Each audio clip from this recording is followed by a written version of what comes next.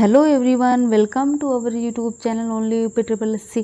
कैसे हैं आप लोग? आई होप आप लोग बहुत अच्छे होंगे। तो चलिए शुरू करते हैं आज का लेक्चर। और लेक्चर को शुरू करने से पहले आपसे रिक्वेस्ट है, अगर आपने चैनल को सब्सक्राइब नहीं किया तो प्लीज़ कर लीजिएगा और नोटिफिकेशन बेल को भी हिट कर दीजिएगा, जिससे कि आने वाली वीडियो की नोटिफिकेशन आपको टाइम पर मिल पाए। तो चलिए शुरू करते हैं आज का लेक्चर। फर्स्ट क्वेश्चन है, जीविकोपार्जन हेतु वेद वेदांग पढ़ाने वाला अध्यापक कहलाता था? आचार्य, अर्धवर्यु, उपाध्याय या फिर होत्र? तो इसका सही आंसर है गाइज ऑप्शन सी, उपाध्याय जो है या जो है अध्यापक कहलाता था। क्वेश्चन नंबर 2 है, किस प्राचीन नगर के अवशेष कुम्हार स्थल से प्राप्त हुए हैं? वैशाली, पाटलिपुत्र, कपिलवस्तु या फिर श्रावस्ती? तो जो किस प्राचीन नगर के अवशेष जो हैं या कुम्हार स्थल से प्राप्त हुए हैं? तो यह जो है पाटलिपुत्र, ऑप्शन बी इसका सही आंसर है। क्वेश्चन नंबर 3 है, गुर्जर प्रतिहार वंश की स्थापना किसने की थी? बहुत इंपॉर्टेंट क्वेश्चन है। पूछा जाता है कि गुर्जर प्रतिहार वंश जो है इसकी स्थापना किसने की थी?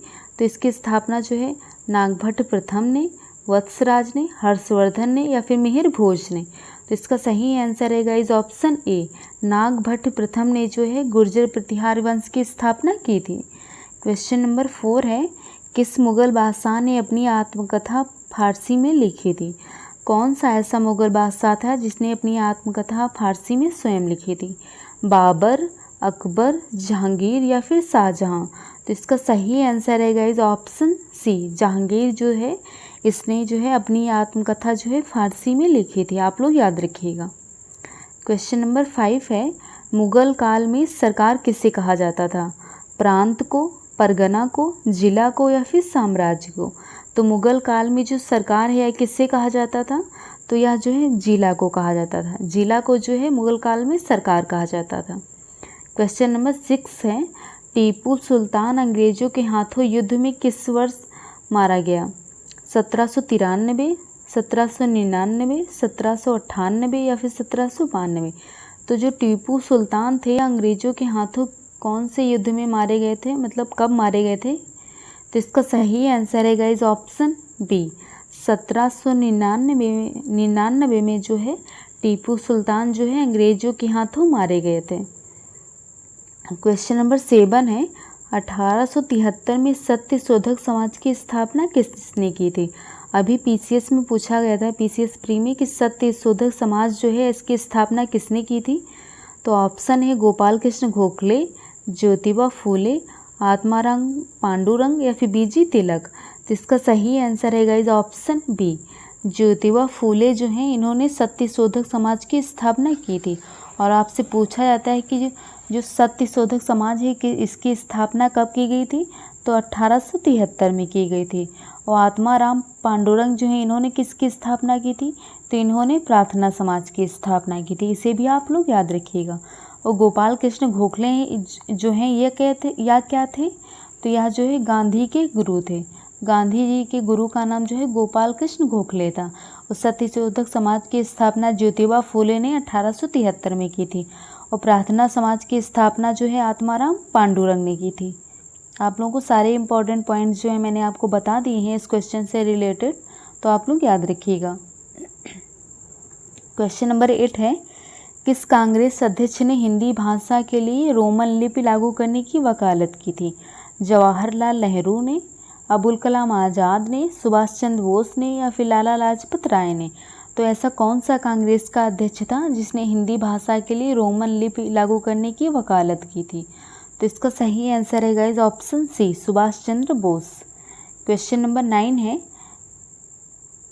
चौरी चौरा कांड का वास्तविक तिथि क्या है? आपसे अक्सर पूछा जाता है कि चौरी चौरा कांड जो है इसकी वास्तविक तिथि क्या है?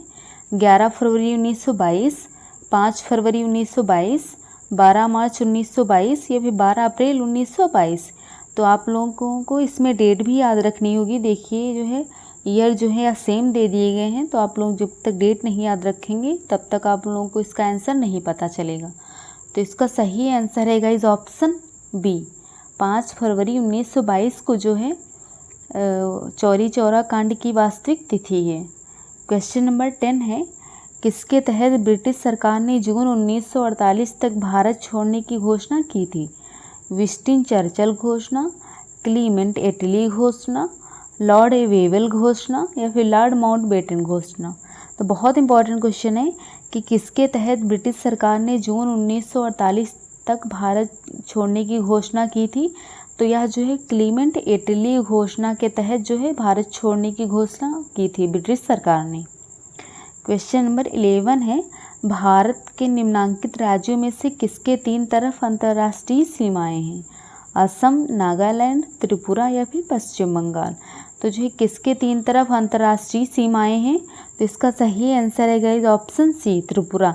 आप लोग ऐसे भी याद रख सकते हैं कि त्रिपुरा मतलब 3 है, 3 हो जाएगा, तो ऐसे याद रख सकते हैं कि त्रिपुरा जो है इसके तीनों तरफ जो है अंतर्राष्ट्रीय सीमाएं लगती हैं। क्वेश्चन नंबर 12 है, लिपुलेख दर्रा जो है कहाँ पर स्थित है? बहुत इंपॉर्टेंट क्वेश्चन है, आप लोग मोस्ट इंपॉर्टेंट क्वेश्चन में लिख लीजिएगा कि लिपुलेख दर्रा जो है कहाँ पर स्थित है? जम्मू कश्मीर में, हिमाचल प्रदेश में, अरुणाचल प्रदेश में या फिर उत्तराखंड में? तो इसका सही आंसर है गाइस ऑप्शन डी, उत्तराखंड में जो है लिपुलेख दर्रा स्थित है। क्वेश्चन नंबर 13 है, अलमाटी बांध किस नदी पर है? गोदावरी, कृष्णा नदी, कावेरी या फिर महानदी? तो अलमाटी बांध जो है किस नदी पर है? तो यह जो है कृष्णा नदी पर है, ऑप्शन बी इसका सही आंसर है। और महानदी पर कौन सा बांध है? यहाँ पर हीराकुंड है, इसे भी आप लोग याद रखिएगा, इंपॉर्टेंट बांध है, ये भी अक्सर पूछा जाता है, तो आप लोग इसे याद रखिएगा। क्वेश्चन नंबर 14 है, ज्वालामुखी से सबसे अधिक कौन सी गैस निकलती है? जलवाष्प, कार्बन डाइऑक्साइड, सल्फर डाइऑक्साइड या फिर मीथेन? तो जो ज्वालामुखी है इसमें सबसे अधिक कौन सी गैस निकलती है? तो इसमें सबसे अधिक जो है जलवाष्प निकलता है, ऑप्शन ए इसका सही आंसर है गाइस। क्वेश्चन नंबर 15 है, विश्व में चांदी का सबसे बड़ा उत्पादक देश कौन सा है?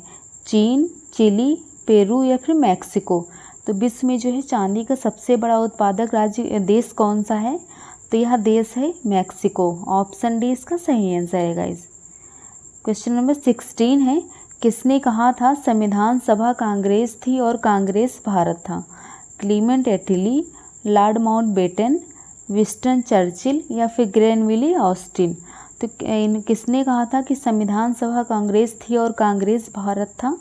तो यह जो है ग्रेनविले ऑस्टिन ने कहा था, ऑप्शन डी इसका सही आंसर है गाइस। और अगर आप लोगों को लेक्चर पसंद आ रहा हो तो प्लीज़ वीडियो को लाइक कर दीजिएगा, शेयर कर दीजिएगा और चैनल को सब्सक्राइब करना मत भूलिएगा। और टेलीग्राम चैनल को भी ज्वाइन करना मत भूलिएगा। टेलीग्राम चैनल का लिंक जो है वीडियो के डिस्क्रिप्शन बॉक्स में दिया गया है, तो वहाँ से आप लोग टेलीग्राम चैनल को ज्वाइन कर सकते हैं। और वहाँ से आप लोग टेलीग्राम ग्रुप को भी ज्वाइन कर लीजिए। ग्रुप में हर सब्जेक्ट के MCQ आपको टाइमिंग के साथ कराए जाते हैं, तो आप लोग ग्रुप को भी ज़रूर से ज्वाइन कर लीजिएगा, जिससे आप लोगों की सारी सब्जेक्ट की तैयारी अच्छे से हो पाए। क्योंकि वहाँ पर Hindi, English, math, science, social हर सब्जेक्ट के MCQ कराए जाते हैं, आपको MCQ कराए जाते हैं। क्वेश्चन नंबर 17 है, संविधान में हमारे राष्ट्र का उल्लेख किन नामों से किया गया है? भारत तथा इंडिया, केवल भारत, भारत तथा हिंदुस्तान या फिर हिंदुस्तान तथा इंडिया? मोस्ट इम्पॉर्टेंट क्वेश्चन है। संविधान, जो हमारा संविधान है, इसमें हमारे जो देश है इसका क्या नाम है? जो संविधान है इसमें क्या नाम लिखा हुआ है? तो इसमें जो है भारत और इंडिया का उल्लेख है, हिंदुस्तान इसमें कहीं भी नहीं लिखा गया है संविधान में, इसे आप लोग याद रखिएगा, क्योंकि यहाँ पर सिर्फ भारत और इंडिया लिखा गया है। क्वेश्चन नंबर 18 है, लोकसभा में राज्यों को किस आधार पर सीटें आवंटित होती हैं? जनसंख्या के आधार पर, क्षेत्रफल के आधार पर, गरीबी के आधार पर या फिर भाषा के आधार पर? तो लोकसभा में राज्यों को किस आधार पर सीटें आवंटित होती हैं? तो इसमें जो है जनसंख्या के आधार पर सीटें आवंटित होती हैं, इसे आप लोग याद रखिएगा, ऑप्शन ए इसका सही आंसर है। क्वेश्चन नंबर 19 है, भारतीय संसद की लोक लेखा समिति के अध्यक्ष को कौन मनोनीत करता है? लोकसभा अध्यक्ष, प्रधानमंत्री, राज्यसभा का सभापति या फिर राष्ट्रपति? तो भारतीय संसद की लोक लेखा समिति के अध्यक्ष को कौन मनोनीत करता है? तो इसको जो है लोकसभा का अध्यक्ष मनोनीत करता है, ऑप्शन ए इसका सही आंसर है गाइज। क्वेश्चन नंबर 20 है, विधान परिषद किसी साधारण विधेयक को अधिकतम कितने अवधि तक रोक सकती है? 3 माह, 4 माह, 6 माह या फिर 14 दिन? इम्पॉर्टेंट क्वेश्चन है कि विधान परिषद किस साधारण विधेयक को अधिकतम किस अवधि तक रोक सकती है, तो यह जो है 4 माह तक रोक सकती है। ऑप्शन बी इसका सही आंसर है। क्वेश्चन नंबर 21 है, सर्वप्रथम मांग एवं पूर्ति के नियम की व्याख्या किस अर्थशास्त्री ने की थी? एडम स्मिथ ने, मार्शल ने, रॉबिन्सन ने या फिर केन्स ने? तो सर्वप्रथम मांग एवं पूर्ति के नियम की व्याख्या जो है किस अर्थशास्त्री ने की थी? तो यह जो है मार्शल ने की थी। ऑप्शन बी इसका सही आंसर है गाइस। क्वेश्चन नंबर 22 है, किस वक्र के द्वारा बेरोजगारी की दर तथा मुद्रास्फीति के बीच रेखाचित्रीय प्रदर्शन किया गया है? लॉरेंस वक्र, फिलिप्स वक्र, लाफर वक्र या फिर ग्रेट वेटेसी वक्र? तो ये बहुत इंपॉर्टेंट क्वेश्चन है कि किस वक्र के द्वारा बेरोजगारी की दर तथा मुद्रास्फीति के बीच रेखाचित्रीय प्रदर्शन किया गया है? तो इसका सही आंसर है गाइस ऑप्शन बी, फिलिप्स वक्र के द्वारा। क्वेश्चन नंबर 23 है, राउरकेला इस्पात संयंत्र किसके सहयोग से स्थापित की गई है? ऑप्शन ए है जर्मनी, ऑप्शन बी है सोवियत रूस, ऑप्शन सी है ब्रिटेन या फिर ऑप्शन डी है यूएसए? तो राउरकेला इस्पात संयंत्र जो है किसके सहयोग से स्थापित की गई है? तो यह जो है जर्मनी के सहयोग से स्थापित की गई है। ऑप्शन ए इसका सही आंसर है। क्वेश्चन नंबर 24 है, भारतीय प्रतिभूति एवं विनिमय बोर्ड की स्थापना कब की गई थी? 1987 में, 1992 में, 1993 में या फिर 1998 में? तो भारतीय प्रतिभूति एवं विनिमय बोर्ड की स्थापना कब की गई थी? तो यह जो है 1988 में की गई थी। ऑप्शन डी इसका सही आंसर है गाइस, आप लोग नोट डाउन कर लीजिएगा। क्वेश्चन नंबर 25 है, मुद्रा संकुचन का कारण क्या होता है?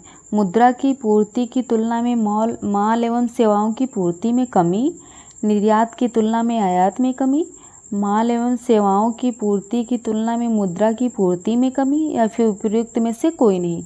तो जो मुद्रा संकुचन होता है इसका कारण क्या होता है? इम्पॉर्टेंट क्वेश्चन है, आप लोग नोट डाउन कर लीजिएगा।